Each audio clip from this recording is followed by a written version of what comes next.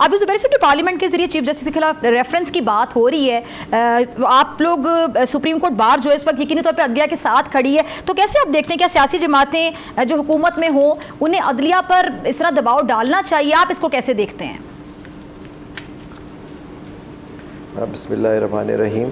देखिए, दबाव बिल्कुल नहीं डालना चाहिए, लेकिन आप ये देख रही हैं कि ये तसलसल से ये हमले जो हैं ये जारी हैं। आपने देखा पार्लियामान के अंदर जजों की तजलील की गई आर्टिकल 68 की वायलेशन में, फिर आपने देखा जलसे जुलूस के अंदर ये सारी बातें हुई जिसके अंदर उनकी तजलील गई, तस्वीरें दिखा के उन पर हमले किए गए। तो ये चीज़ें तो चल रही हैं, रेफरेंसेस इनके ख़िलाफ़ पहले भी आ चुके हैं, लेकिन पार्लियामान से रेफरेंस आना, रेफरेंस क्या आएगा? रेफरेंस की कोई बेसिस होनी चाहिए। अगर जज अपने ज़मीर और इंसाफ और कानून के साथ फैसले करते हैं तो 50 रेफरेंसेस ये दाखिल कर दें। इसका ये मतलब थोड़ी होता कि आपके हक में फ़ैसले नहीं किए तो आप कहेंगे जी मैं रेफरेंस दाखिल कर दें, जजेस गलत हैं, तो फिर कौन फैसला करेगा इस मुल्क में?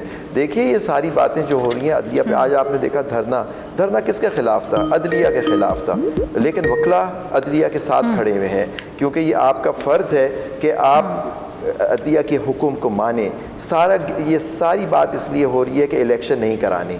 इलेक्शन पे जो केस हुए, और मैं आपको ये जनरल साहब को बताता चलूँ कि ये सुओ मोटो तो एक उसमें केस है, उसमें 2 केसेस ऑलरेडी फाइल हुए थे, एक इस्लामाबाद हाई कोर्ट बार की तरफ से, और दोनों स्पीकर्स ने भी चैलेंज किया हुआ था कि इलेक्शन होने चाहिए 90 दिन के अंदर। तो सुओ मोटो तो एक तीसरी चीज़ आई थी, ये 3 केसेस साथ चले हैं। तो ये कहना कि जी सिर्फ सुओ मोटो उठा लिया, ये गलत है।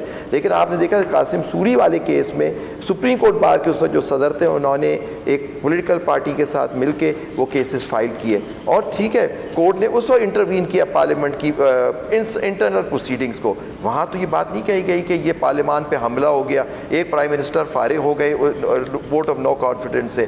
कोर्ट ने एक इंटरप्रिटेशन दी है कानून की वोटिंग के ऊपर कि ये किसी तरह हॉर्स ट्रेडिंग रुक जाए, आप उससे भी नाला हैं।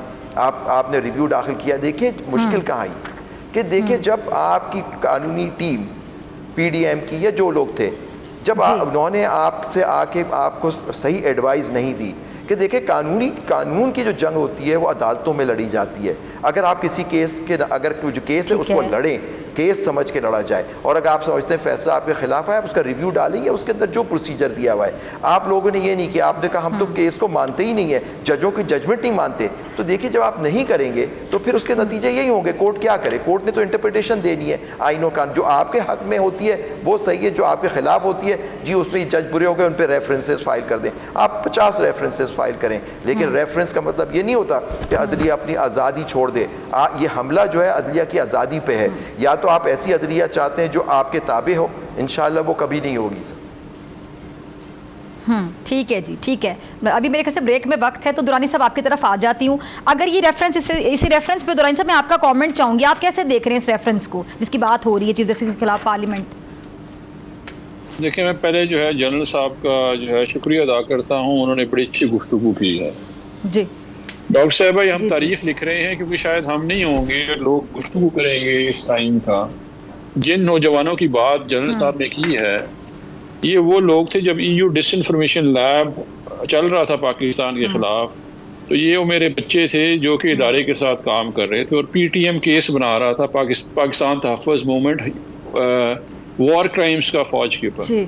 तो मेरा वज़ीर आज़म अफ़वाज पाकिस्तान के लिए खड़ा हुआ अमेरिका में, दुनिया भर में, और ये मेरे बच्चे जो थे, ये मेरे कहने पे उस वक्त जो DGI SPR थे उनके साथ खड़े हुए और दुनिया में सबसे बड़ा जो हमारे ख़िलाफ़ कैंपेन था उसका मुकाबला हमने किया और हम सुरखरू हुए। पुलवामा हुआ, हम सुरखरू हुए। हम सारे मुहिब वतन पाकिस्तानी हैं, लेकिन जब तकरीर होंगी पार्लियामान में खड़े होकर जिन्होंने जुल्फ़िकार तंजीम बनाई हुई है, आबिद बॉक्सर किस तरह पुलिस मुकाबले कराए हुए हैं, दियारी गैंग के हेड्स जो हैं वो आएंगे और हमें कहेंगे हम कोई दहशतगर्द तंजीम है या हम बगावत कर रहे हैं, तो ये बड़ी दुख की बात है जब आप जजमेंट पास करते हैं। बिल्कुल हमें दुख है जो हुआ, तनसीबात हमारी तनसीबात हैं, इदारे हमने सन 1971 के बाद 50 साल लगे ये इदारा बनाने में, और ये इदारे मुल्क के होते हैं, कौमों के होते हैं, ये फ़र्द वाहिद के नहीं होते हैं। जनरल साहब हमारे बड़े, हम उनका एहतराम करते हैं।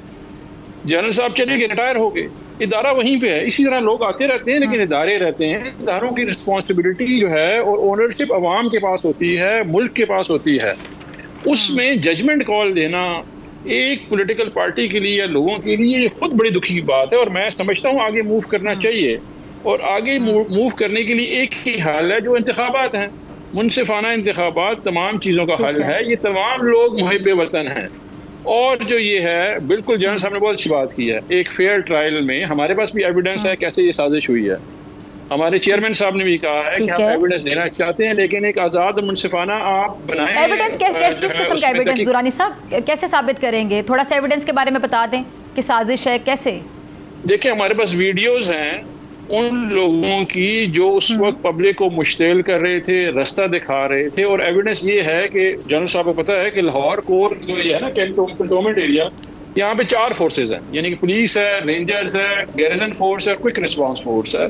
अनफॉर्चुनेटली चारों नहीं थी, कुछ लोग गए हैं और वहाँ पे जाके उन्होंने ये तोड़ फोड़ की है। और कुछ तनसीबात जो है दिखाई जा रही है, जना रेडियो पाकिस्तान है वो जल गया। आज तक हमें ये नहीं देखा बंदा अंदर कौन गया जलाने के लिए। सब्सक्राइब करें और बेल दबाएं ताकि कोई खबर रह न जाए।